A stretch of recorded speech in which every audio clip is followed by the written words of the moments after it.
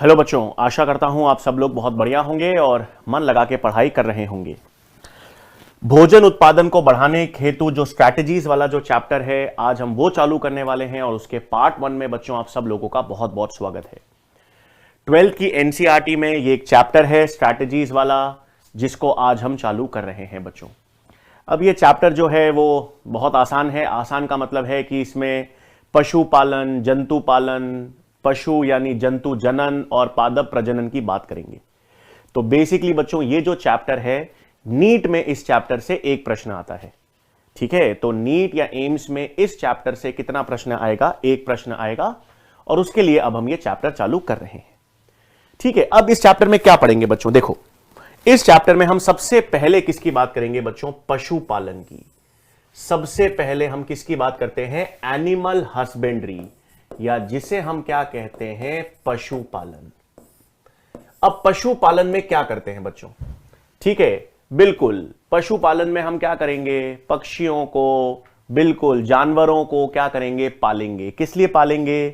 ताकि उनसे उत्पादक हमको मिल सके। तो पशुपालन जो है बच्चों, पशुपालन में क्या क्या आता है? इसमें पशु प्रजनन और पशुधन वृद्धि की एक कृषि पद्धति है, जिसमें हम लोग क्या करते हैं? पशुओं का प्रजनन करते हैं और उनको विकसित करते हैं। तो इसमें क्या क्या शामिल है? एनिमल हस्बेंड्री में सुनोगे बच्चों, इसमें जंतु तो होंगे ही, जंतु के साथ साथ पक्षी और मछलियां भी शामिल हैं। तो जंतुओं के साथ साथ पक्षी और मछलियां भी इसमें शामिल हैं। इसका मतलब इसमें पोल्ट्री, जिसे हिंदी में हम कहते हैं कुक्कुट, और फिशरीज यानी मत्स्य पालन भी शामिल होते हैं। तो यह पहला प्रश्न बनता है बच्चों कि एनिमल हस्बेंड्री में क्या क्या शामिल है पशुपालन में। तो पशुपालन में पशु तो हैं ही बिल्कुल, लेकिन आपको याद रखना है ये जो पक्षियों का पालन है, जो पोल्ट्री है, हां ये मुर्गियों का पालन जो है, और जो फिशरीज यानी मत्स्य पालन है, वो भी किस में इंक्लूड होगा? पशुपालन में। तो आपको पहला बिंदु याद रखना है, पशुपालन में क्या क्या? पोल्ट्री एवं मत्स्य पालन भी सम्मिलित होता है।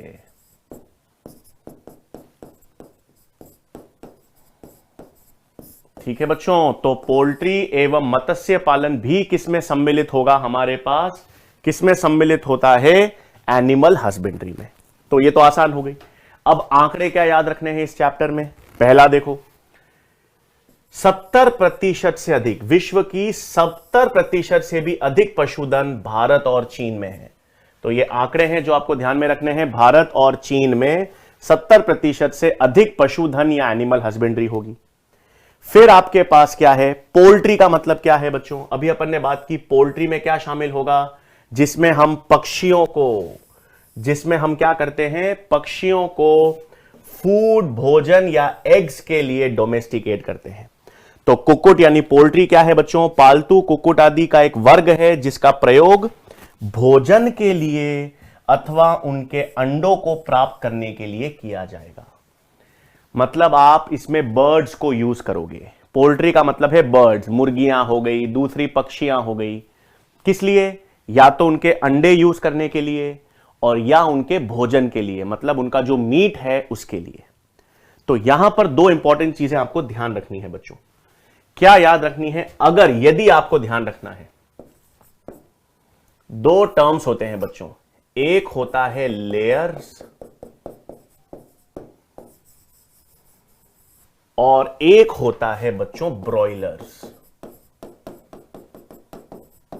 ठीक है, दो ये टर्म्स जो हैं आपको ध्यान होने चाहिए। ठीक है, कौन से दो टर्म्स हैं बच्चों? लेयर्स और ब्रॉयलर्स हैं। अगर आप पक्षियों को आप पालन कर रहे हो ताकि उनसे अंडे प्राप्त किए जा सके, अगर आप पक्षियों को पोल्ट्री में यूज कर रहे हो ताकि उनसे अंडे प्राप्त किए जा सके, तो अंडे जिन पक्षियों से उत्पादित होते हैं उन्हें क्या कहेंगे? लेयर्स। ठीक है, अंडे जिन पक्षियों से उत्पादित होंगे उन्हें क्या कहेंगे? लेयर्स। और जिन पक्षियों को विकसित या वृद्धि करवाएंगे, किसके लिए? उनके मीट के लिए, उनसे सीधा भोजन यूज करने के लिए, तो उसे क्या कहेंगे? ब्रॉयलर्स। तो लेयर्स क्या है भाई? वो पक्षी जिन्हें हम अंडे के लिए यूज कर रहे हैं। तो पक्षी जिन्हें अंडों के लिए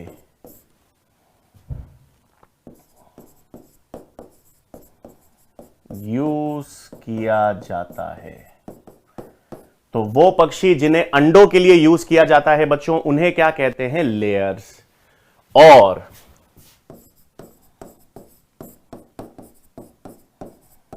पक्षी जिन्हें मीट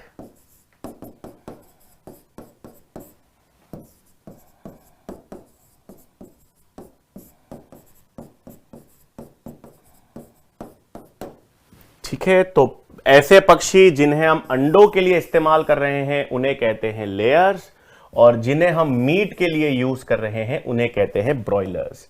और ये दोनों हम किस में यूज करते हैं? पोल्ट्री में। दोनों का प्रयोग किस में किया जाता है बच्चों? पोल्ट्री में। हम या तो पक्षियों को अंडे के लिए यूज कर सकते हैं या उनको मीट के लिए यूज कर सकते हैं। तो ये लेयर्स और ब्रॉयलर्स हैं जो आपको पता होने चाहिए। फिर क्या है बच्चों? फिर सबसे पहले हम किसकी बात करते हैं? एनिमल ब्रीडिंग, यानी किसकी बात करेंगे हम? पशु प्रजनन की। अब एनिमल ब्रीडिंग में सबसे पहले तो अपन बात करेंगे कि ये ब्रीड क्या होती है।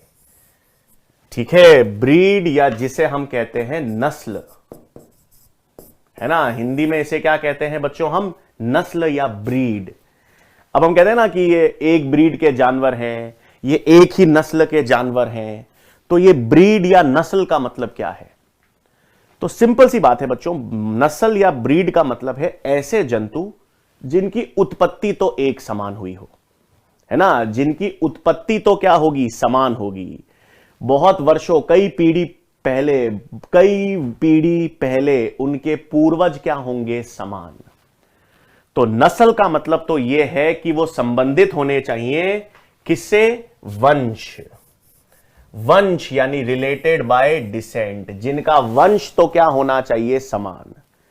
और वंश समान होने के साथ साथ उनमें और सारे कई लक्षण मिलते जुलते होने चाहिए। कौन कौन से लक्षण भाई? दिखने में एक जैसे होने चाहिए, आकृति में, आकार में, स्वरूपन में, इन सब में क्या होने चाहिए? समान। तो आप नस्ल, जानवर की, जैसे कुत्ते की नस्ल है, बिल्लियों की नस्ल है, एक पक्षियों की नस्ल है, मुर्गी की नस्ल है, तो ये नस्ल या ब्रीड का मतलब क्या है? कि उनका वंश तो एक होना चाहिए।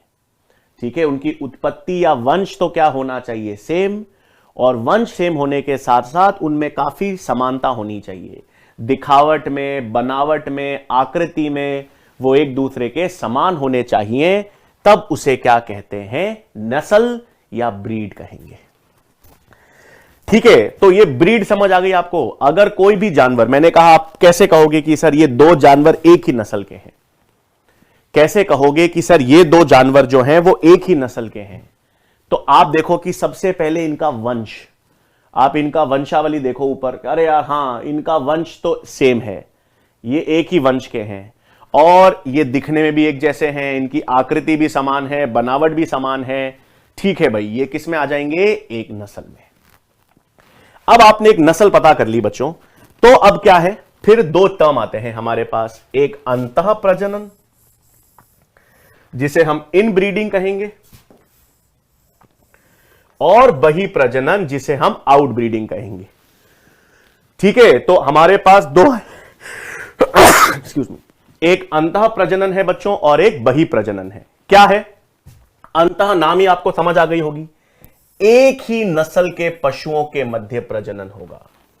जब एक ही नस्ल के पशुओं के मध्य प्रजनन होगा तो उसे क्या कहेंगे? अंतः प्रजनन। आसान है।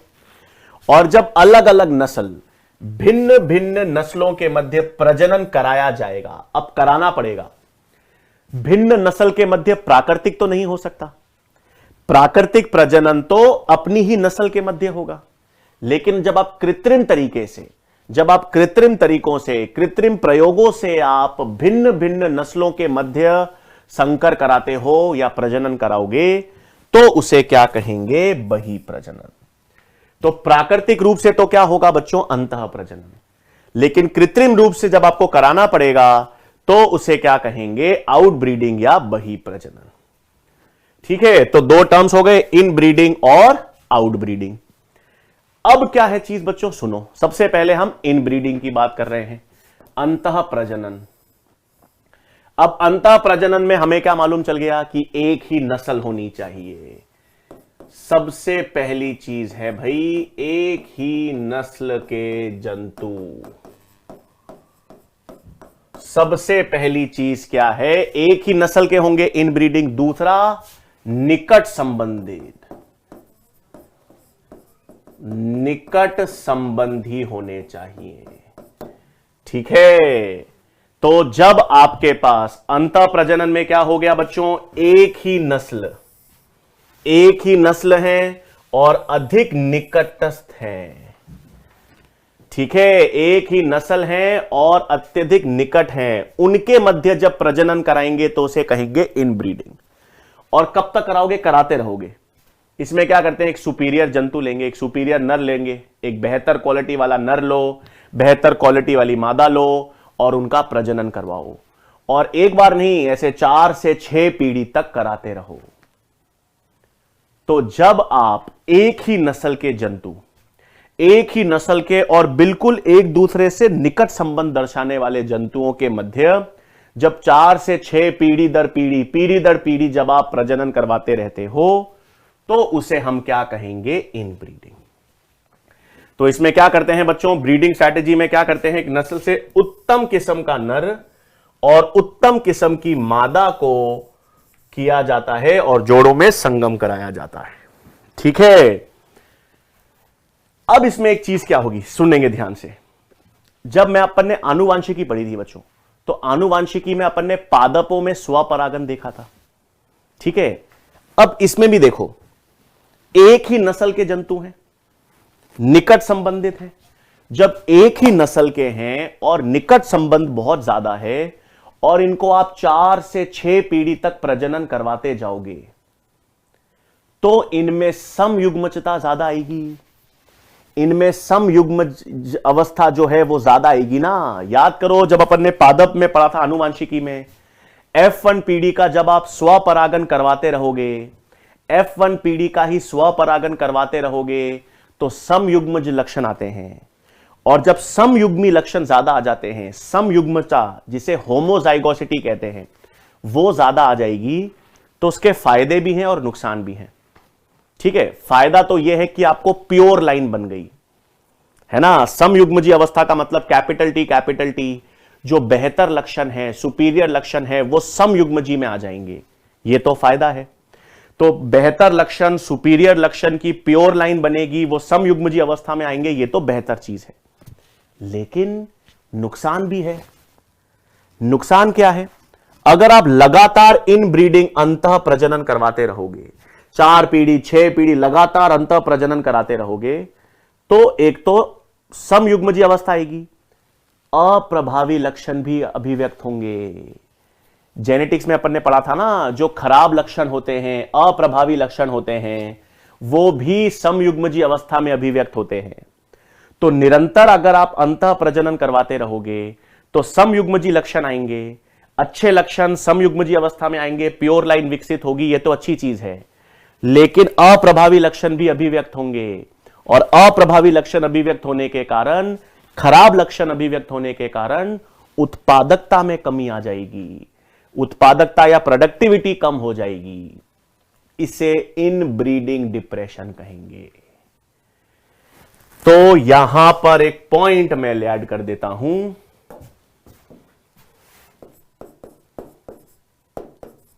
निरंतर अंतः प्रजनन के कारण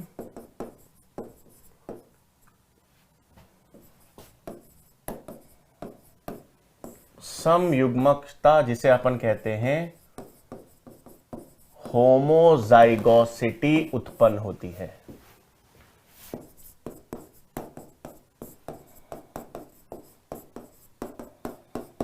ठीक है, इससे लाभ क्या होगा भाई, लाभ यह है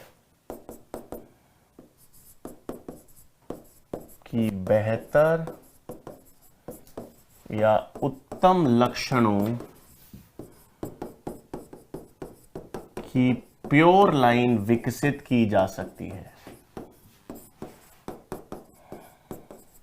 ठीक है, लाभ तो यह है बच्चों कि जो बेहतर या उत्तम लक्षण है उनकी प्योर लाइन का मतलब समयुग्मजता विकसित हो सकती है। लेकिन हानि क्या होगी अगर आप लगातार अंतः प्रजनन करवाते रहोगे? हानि का मतलब है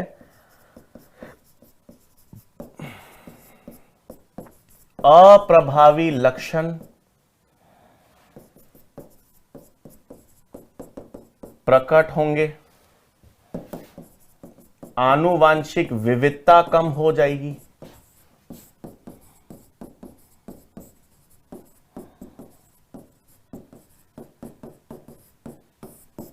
और इस कारण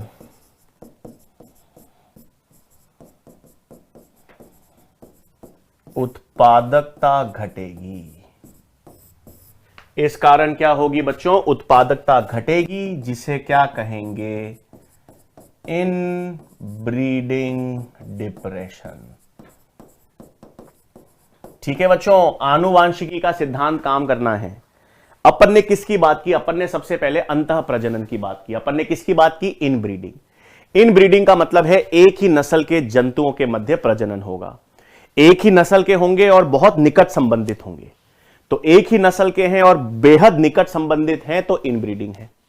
अब जब आप इनको 4 से 6 पीढ़ी तक लगातार इनमें अंतः प्रजनन करवाते रहोगे तो फायदा तो यह है कि आप लगातार इनका प्रजनन करवाते रहोगे तो समयुग्मी लक्षण आएंगे, समयुग्मजता आएगी।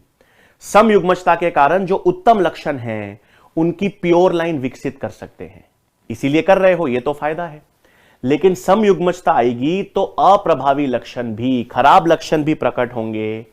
अधिक आनुवांशिक विविधता आ नहीं पाएगी क्योंकि आप निकट संबंधित व्यक्तियों के मध्य नस्ल एक लगातार अंतः प्रजनन करवाते जा रहे हो, तो आनुवांशिक विविधता कम होगी, अप्रभावी लक्षण अधिक विकसित होंगे और इसके कारण उत्पादकता घटेगी, जिसे इनब्रीडिंग डिप्रेशन कहेंगे। तो यह पॉइंट यहां पर समझा रखा है। इधर देखो भाई, इनब्रीडिंग अंतः प्रजनन क्या करता है बच्चों? अंतः प्रजनन समयुग्मता को बढ़ावा देगा। तो अगर आप किसी भी में प्योर लाइन बनाना चाहते हैं, शुद्ध वंशक्रम विकसित करना चाहते हैं, तो अंतः प्रजनन आवश्यक होगा। लेकिन अगर आप लगातार सतत बनी रहे, अगर आप कंटिन्यूस लगातार अंतः प्रजनन करोगे तो जनन क्षमता क्या हो जाएगी और यहां तक कि उत्पादकता घट जाती है, जिसे कहते हैं अंतः प्रजनन अवसादन या इनब्रीडिंग डिप्रेशन।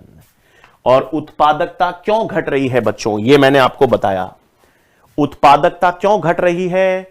क्योंकि अप्रभावी लक्षण प्रकट होने लग जाएंगे और आनुवांशिक विविधता कम हो जाएगी और इसके कारण जनन क्षमता और उत्पादकता घट जाती है, जिसे हम कहते हैं इनब्रीडिंग डिप्रेशन।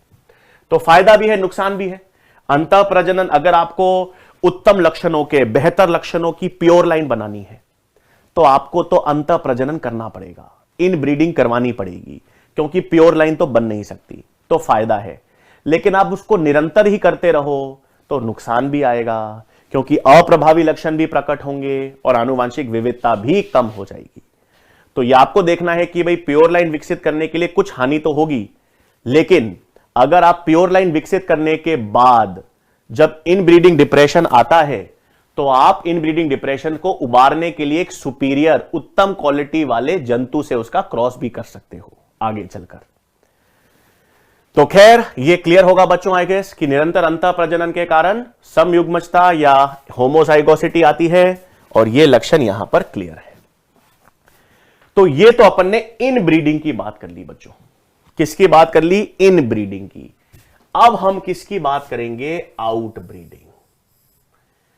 अब इसमें क्या ध्यान रखना है बच्चों, इधर सुनो, ठीक है। अब क्या करना है, आउटब्रीडिंग को मैं एक चीज से समझा रहा हूं। ये जो आउटब्रीडिंग अपन पढ़ेंगे ना बच्चों,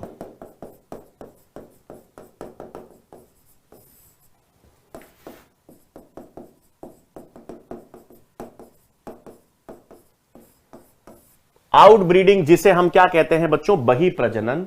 तो इसमें 3 टाइप्स,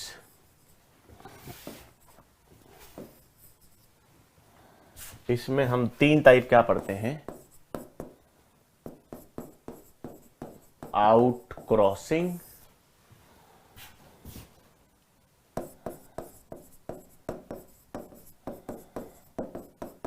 क्रॉस हाइब्रिडाइजेशन, या जिसे क्रॉस ब्रीडिंग, सॉरी,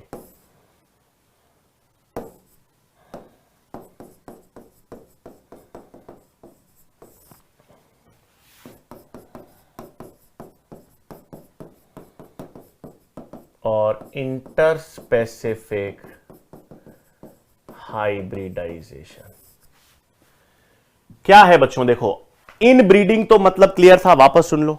इन ब्रीडिंग में क्या कर रहे थे अपन, इन ब्रीडिंग में एक ही नस्ल थी, जंतुओं की क्या थी, एक ही नस्ल, एक ही नस्ल थी और उनके मध्य निकट संबंध बहुत ज्यादा था, बहुत ज्यादा क्लोज ऑर्गेनिजम्स थे, और उनको अपन क्या कर रहे थे, उनके मध्य प्रजनन करवाते जा रहे थे 5 से 6 8 पीढ़ी तक।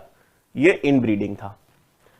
तो आउट ब्रीडिंग का मतलब वैसे तो हो गया कि ये अलग अलग नस्ल के होंगे, अलग अलग नस्ल के होंगे।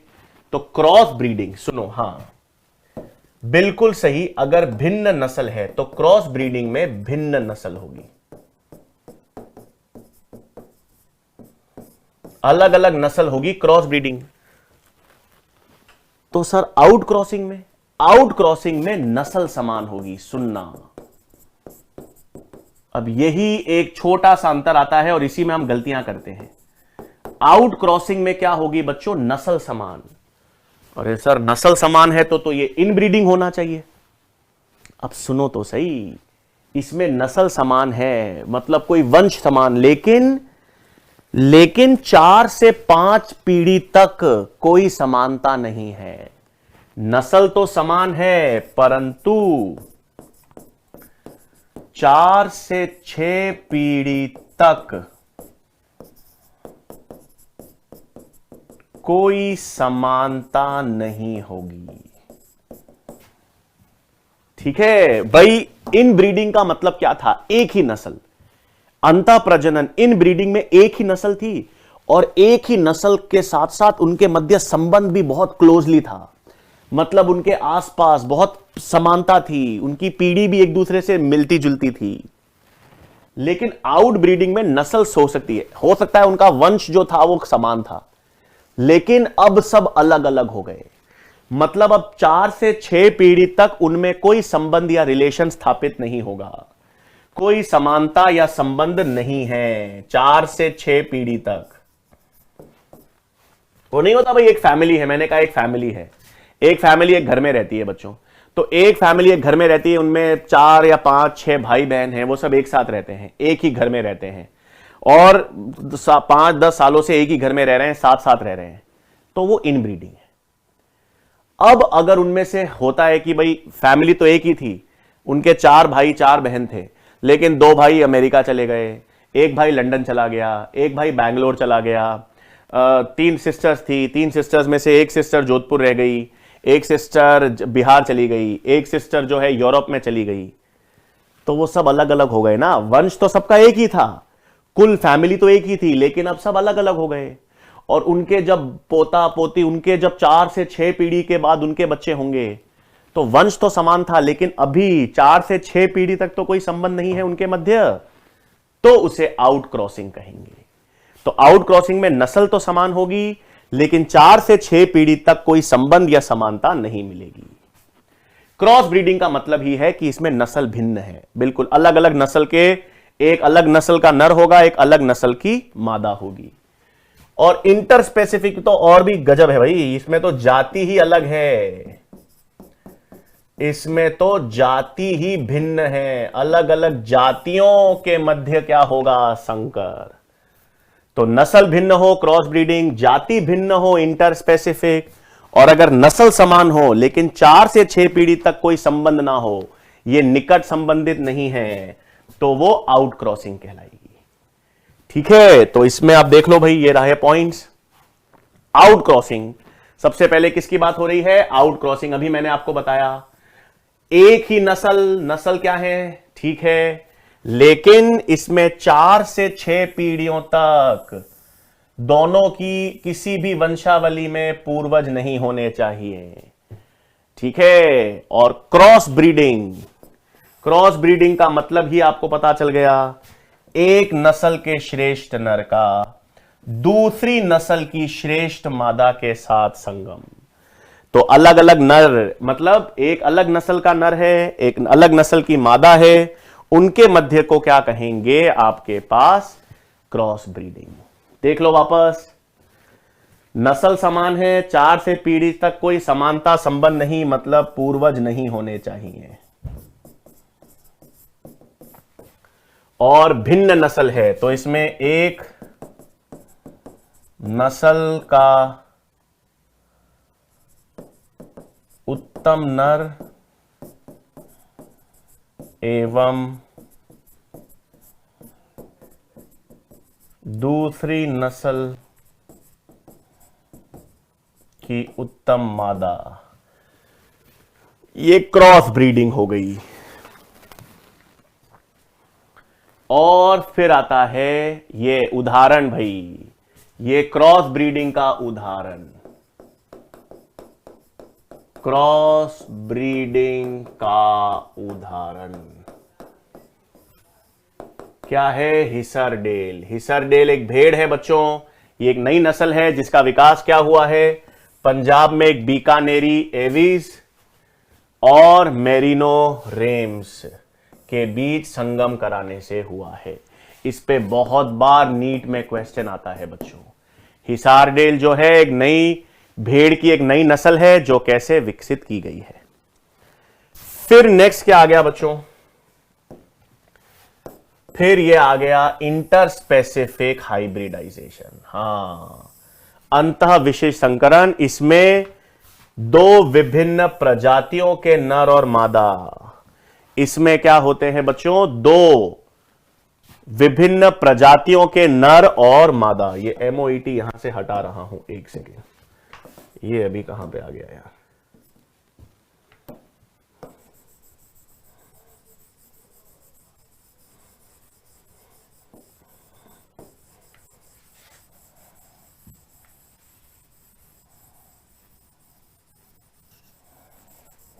इसको मैं भी हटा रहा हूं।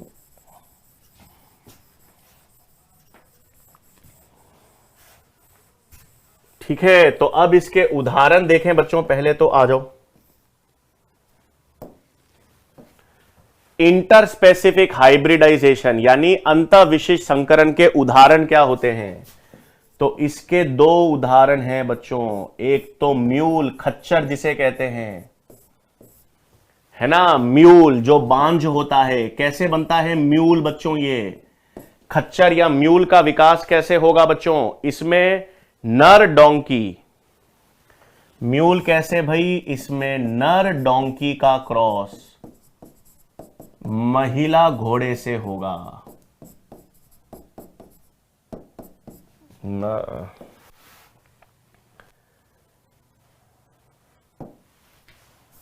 मादा घोड़े से करते हैं, सॉरी।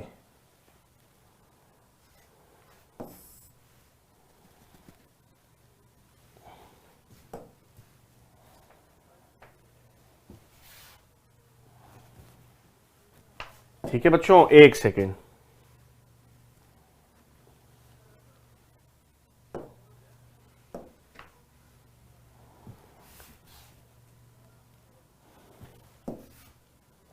एक मिनट बच्चों, ये थोड़ा सा इसको वापस हम हटा देते हैं। हाँ,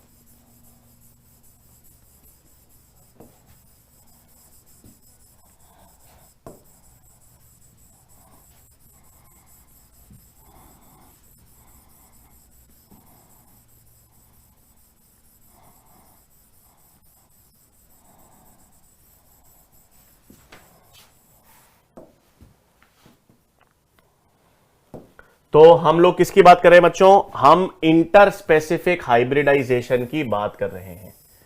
इंटर स्पेसिफिक हाइब्रिडाइजेशन में दो विभिन्न प्रजातियों में है। तो इसका उदाहरण क्या हो गया बच्चों? एक तो हो गया म्यूल, खच्चर, जिसमें हम लोग मादा घोड़े को नर गधे के साथ संकरित कराने पर बनता है। ठीक है, तो नर गधे और मादा घोड़े से क्या बनता है बच्चों? म्यूल या खच्चर, ये बांझ होता है। और एक और उदाहरण होता है बच्चों एक हिन्नी, ये भी बांझ है। ये कैसे बनता है बच्चों? उल्टा कर दो, इसमें नर घोड़े को मादा गधे के साथ संकर कराने पर। तो घोड़ा और गधा दो अलग अलग जातियां हैं ना, दो अलग अलग प्रजातियां हैं, तो दो अलग अलग प्रजातियों के साथ संकर कराने पर इसे क्या कहेंगे? इंटरस्पेसिफिक हाइब्रिडाइजेशन या अंतः विशिष्ट संकरण, जिसमें नर और मादा अलग अलग जातियां होती हैं। और हिसार डेल किसका उदाहरण था? ये तो मैंने बता ही दिया आपको, ये क्रॉस ब्रीडिंग का उदाहरण है।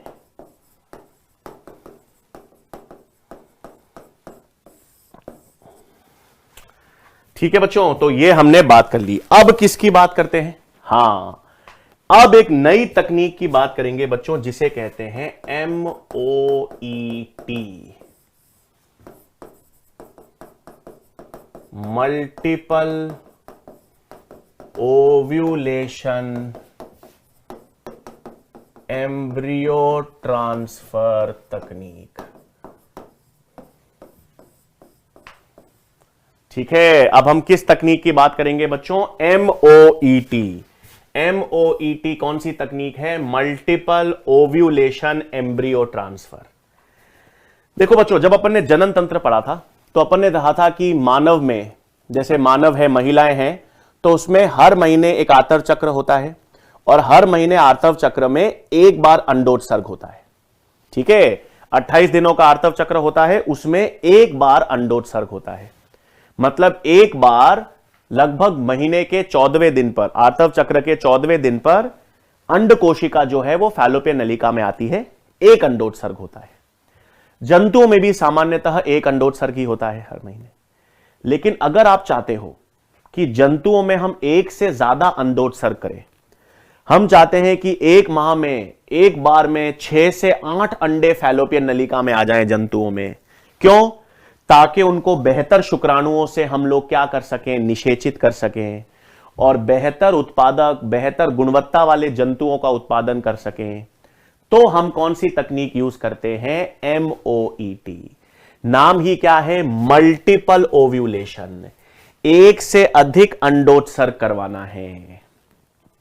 तो एक से अधिक अंडोत्सर्ग करवाना है तो हार्मोन्स डालने पड़ेंगे, और अंडोत्सर्ग को प्रेरित करने वाले हार्मोन्स, वैसे तो LH था, लेकिन ठीक है, NCERT में FSH और LH दोनों की बात कर रखी है। वैसे तो अंडोत्सर्ग का हार्मोन कौन सा है? हमेशा याद रखना, LH। लेकिन NCERT में FSH जैसे दे रखे हैं। जब FSH प्रकार का हार्मोन, अब FSH प्रकार का हार्मोन का मतलब ही LH है। FSH लाइक एक्टिविटी का मतलब है आप ज्यादा पुट्टिकाओं को प्रेरित करोगे, ज्यादा पुट्टिकाएं प्रेरित होंगी तो ज्यादा अंडोत्सर्ग होगा, है ना भाई। अंडोत्सर्ग कब होता था? याद करो, जनन तंत्र में अंडोत्सर्ग तब होता था जब पुट्टिकाएं विकसित हो जाती थी, फिर LH हार्मोन पुट्टिकाओं को नष्ट करता था और उससे अंडे को निकालता था। तो अंडोत्सर्ग को प्रेरित करने से पहले पुट्टिकाओं को विकसित करना पड़ेगा।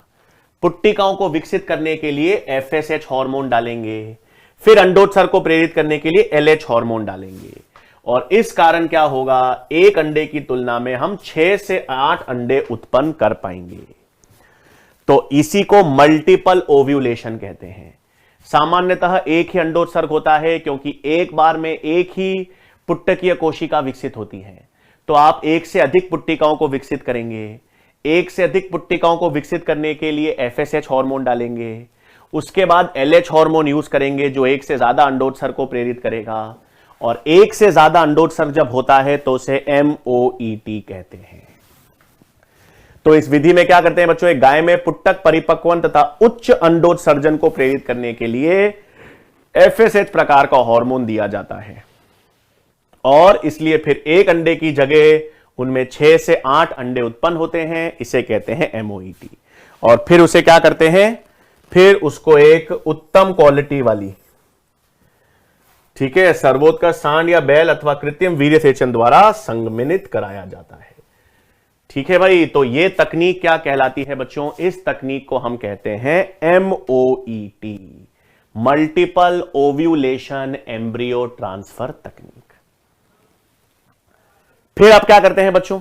फिर 8 से 32 कोशिका अवस्थाओं वाले निषेचित अंडों को बिना शल्य चिकित्सा से प्राप्त कर मादा में स्थानांतरित कर दिया जाता है। प्रतिनियुक्त माता मतलब किराए की माता, यानी सरोगेट मदर। और यह तकनीक किसके लिए की गई है बच्चों? ये भेड़, बकरी, रैबिट्स, बफेलोज और मेयर्स के लिए। ठीक है भाई, तो यह तकनीक किसके लिए यूज की गई है? फिर नेक्स्ट क्या आता है देखो बच्चों, बी या मधुमक्खी पालन। अब देखो बच्चों, हाँ ये बहुत ये चैप्टर इतना अच्छा है नहीं नीट के पॉइंट ऑफ व्यू से, इसीलिए इस चैप्टर में एक क्वेश्चन आता है, उस एक क्वेश्चन के लिए आपको एक बार इसकी रीडिंग आपको पता होनी चाहिए। तो बी कीपिंग या मधुमक्खी पालन की हम बात करें तो इसमें हम क्या करते हैं? शहद के उत्पादन के लिए हम क्या करते हैं बच्चों? शहद के उत्पादन के लिए मधुमक्खियों के छत्तों का रख रखाव। ठीक है, जब शहद के उत्पादन के लिए मधुमक्खियों के छत्तों के रख रखाव को हम क्या कहेंगे? बी कीपिंग कहते हैं। फिर क्या है बच्चों? हनी भी आपको क्या पता होना चाहिए? हनी जो है शहद उच्च पोषक महत्व का एक आहार है, औषधियों के लिए यूज किया जाता है। मधुमक्खियां जो हैं वो मोम भी पैदा करती हैं बच्चों, बीज वैक्स। ठीक है, और सबसे कॉमन जाति कौन सी होती है? Apis indica. सबसे कॉमन स्पीशीज कौन सी होती है? Apis indica. फिर आता है बच्चों फिशरीज। ठीक है, फिर क्या आती है हमारे पास? फिशरीज, हां मछलियों का पालन, मत्स्य पालन। तो इसमें क्या है बच्चों? हम लोग मछलियों को पकड़ते हैं, फिर उसको प्रोसेस करते हैं और उसे बेचते हैं, जिसका संबंध मछली, शेलफिश अथवा अन्य जलीय जीवों को पकड़ना है, उनका प्रसंगकरण बेचना है, प्रोसेसिंग, और बेचने से संबंधित है। तो यह क्या है बच्चों? मत्स्य पालन है। अब मत्स्य पालन में दो चीजें याद रखनी है। क्या? एक तो शुद्ध जल वाली मछलियां कौन सी हैं, यानी फ्रेश वाटर वाली मछलियां कौन सी हैं, और एक लवणीय जल वाली मछलियां कौन सी हैं। तो फ्रेश वाटर फिशेस, शुद्ध जल वाली मछलियां कौन सी हैं भाई? कटला, रोहू और कॉमन कार्प। ये बहुत इंपॉर्टेंट है। शुद्ध जल वाली मछलियां कौन कौन सी हैं? इंपॉर्टेंट है। और समुद्री मछलियां, मराइन वाटर वाली, जो ये सब खाने योग्य हैं बच्चों, जो खाई भी जाती हैं, वो क्या है? Hilsa, sardines, mackerel and pomfrets. तो ये मछलियां जो शुद्ध जल वाली मछलियां हैं और लवणीय जल वाली मछलियां हैं, ये आपको पता होना चाहिए। अच्छा, अब इसमें देखो बच्चों, दो तरह के कल्चर होते हैं। एक होता है पिसी कल्चर,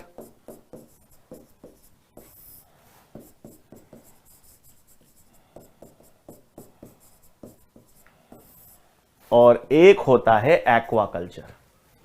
ठीक है, एक तो हमारे पास क्या होगा? पिसी कल्चर, और दूसरा हमारे पास क्या होगा बच्चों? एक्वाकल्चर। क्या फर्क है सुन लेंगे। पिसी कल्चर में केवल मछलियां ही प्रयुक्त होंगी। जब आप केवल मछलियों के उत्पादन को बढ़ाने की कोशिश करेंगे, केवल मछलियों के बारे में अध्ययन करेंगे, तो वो पिसी कल्चर है। और एक्वाकल्चर का मतलब है सभी जलीय जीव, जिसमें मछलियां भी शामिल होंगी, जिसमें मछलियां तो शामिल होंगी ही बच्चों, मछलियां शामिल होंगी, आपके पास जलीय पादप और जंतु भी सम्मिलित होंगे। तो केवल मछलियां किसमें शामिल होंगी बच्चों? पिसी कल्चर में। और सभी जलीय जीव, जिसमें मछलियां, जलीय पादप और जंतु सभी शामिल हैं, वो क्या कहलाएगा? एक्वाकल्चर। तो एनसीईआरटी में पूछा भी रखा है कि भाई पिसी कल्चर और एक्वाकल्चर में क्या फर्क होता है। तो पिसी कल्चर का मतलब केवल मछलियों की बात हो रही है, और एक्वाकल्चर का मतलब है जिसमें सभी जलीय जीव, मछलियां, जलीय पादप और जंतु शामिल होते हैं। और मछलियों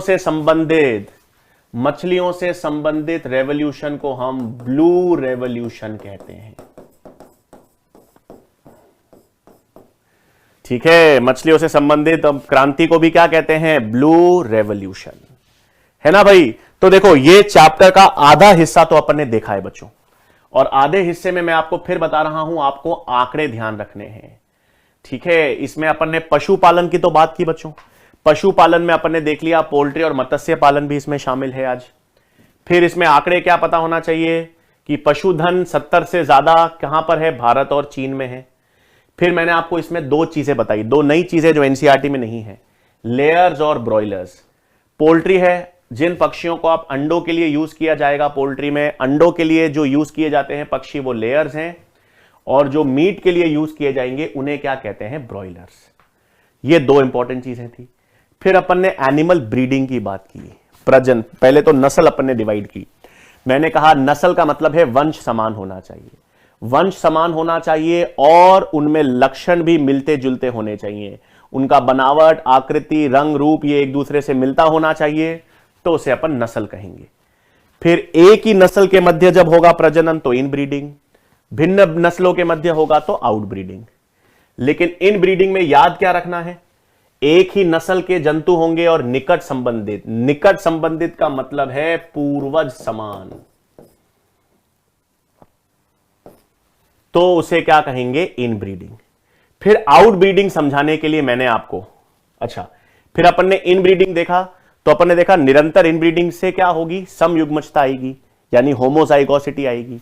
तो फायदा तो है कि आप निरंतर अगर इनब्रीडिंग करते रहोगे तो समयुग्मजता आएगी, और उससे आप बेहतर गुणवत्ता वाले उत्तम लक्षणों की एक प्योर लाइन बना सकते हो।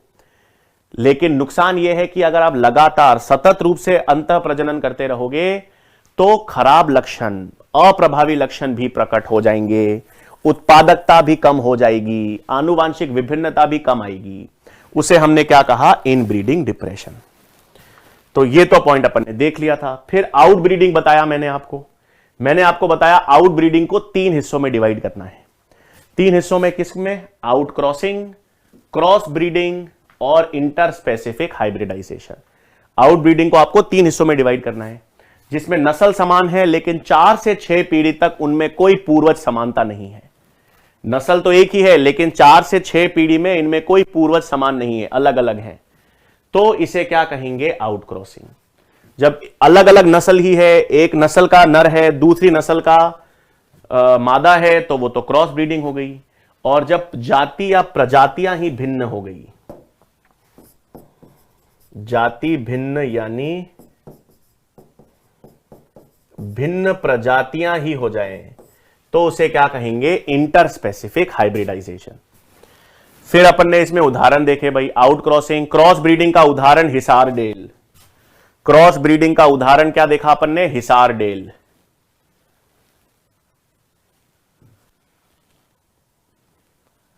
ठीक है बच्चों, तो आपके पास ये अपन ने क्या देख लिया था? इधर